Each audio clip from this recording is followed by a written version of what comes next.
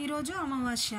అందుకని మేము కాలభైరవుడి గుడికెళ్ళిపోయాము. ఆయనకి ఇష్టమైనటువంటి గుమ్మడికాయ దీపాన్ని అయితే వెలిగించాలని ఫస్ట్ అయితే మనం ఉప్పేసేసి గుమ్మడికాయని 2 ముక్కలుగా చేసుకొని అందులో నూనె పోసి ఒత్తి పెట్టేసేసి చక్కగా మనం బొట్లు పెట్టుకొని అలంకరించుకోవాలన్నమాట.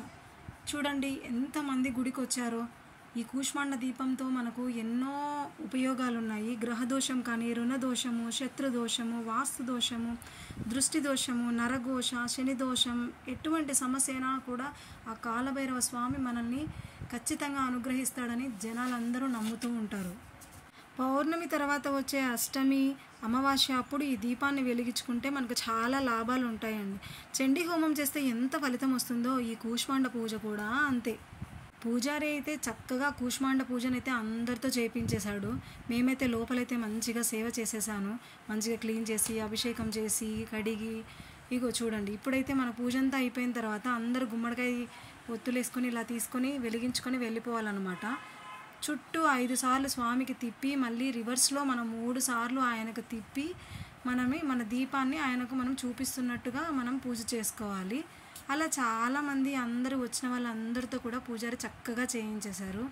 అందరూ చాలా సంతోషంగా అక్కడ ప్రసాదాలు తీసుకొని స్వీకరించి నేనైతే చాలా సంతోషంగా పూజ చేసుకున్నాను. ఎవరైతే ఎటువంటి సంకల్పమైనా కూడా అక్కడ నెరవేరుతుందని నమ్మకం. మనకైతే ఈ కాలభైరవుడి గుడి అనేది నానాపల్లి రోడ్లో అయితే మనకు వస్తుంది. అయితే కాలభైరవుడికి ఈ విధంగా నేను సేవ చేసుకొని చక్కగా అలంకరించి బొట్లు పెట్టి ఇవన్నీ చేయడం నాకు ఎంతో అదృష్టంగా భావిస్తున్నాను. కొంతమంది అయితే ఆయనకు సేవ చేసుకోవడానికి వస్తే, కొంతమంది దేవుడా నాకు ఈ కష్టం ఉంది నన్ను కాపాడు, నాకు వివాహం అవ్వట్లేదు నన్ను కాపాడు, నాకు ఆర్థిక సమస్యలు ఉన్నాయి నన్ను రక్షించు అని వేడుకునే వాళ్ళు చాలామంది.